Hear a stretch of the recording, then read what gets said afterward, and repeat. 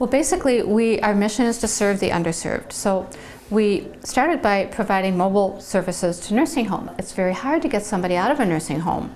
If you're very, very ill, which is what people are now who are in nursing homes, by the time a relative comes in to have somebody get ready to go out to a dental appointment, you have to help get them ready and get them dressed and bundled up for this kind of cold weather, and take them out and then wait in a waiting room and get the treatment done, and then maybe go to lunch after. By the time you get home, it's 4 hours later.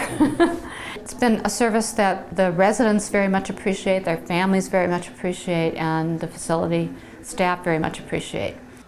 Well, it's, the first thing we do is we set up, we get our equipment all loaded and ready, and we have a lot of charts. A lot of times we have more patients to see than we can fit in, into one day, but it's usually pretty fast paced. We're trying to see as many folks as we can, but at the same time, trying to do a good job for everybody. So it's a lot of fun, actually. This folks are very appreciative, and the work is, there's always a lot of decay, unfortunately, so we're doing a lot of restorative work and a ton of denture work and that kind of thing. So it's a very convenient service. People are thrilled to be able to have the treatment. We see a very wide variety of patients that have a lot of issues. There are some facilities, of course, that have just the general older population, and some of those folks have dementia or Alzheimer's, but some are still very vibrant mentally but have a lot of physical issues.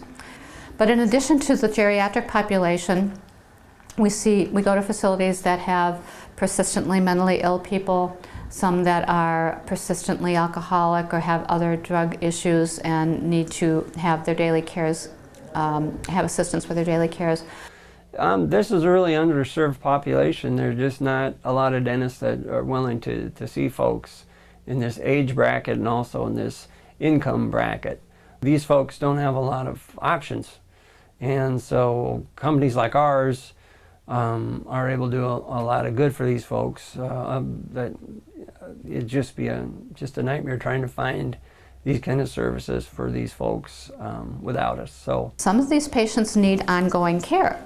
So we might come and see them and we realize that they have some things that need to be taken care of, so we have to come back and then do the tooth extraction and wait for it to heal and then start the denture process, and that's 4 or 5 or 6 visits. And in the meantime, they don't have teeth. So we'd like to be able to see them more frequently. Then we might be able to go back to the facility to visit with them there. So that's one of the reasons we started a clinic here nearby. We're sort of centrally located near where many of our facilities are, and that way we can see patients very frequently. But the clinic is open to everybody, and we're one of the few dental practices that accepts medical assistance and other forms of payment from people who have very limited incomes. We're available for anyone in the public to come. It's not just for people that are physically ill and not able to receive care. It's for anyone. We're a general dental practice. We've got magnificent dentists. Everyone loves our staff, and we're right here in the community, so we'd love to be able to have anyone come to see us. And then again, as we said, if you come here, then it helps support others who have less and can't afford it on their own.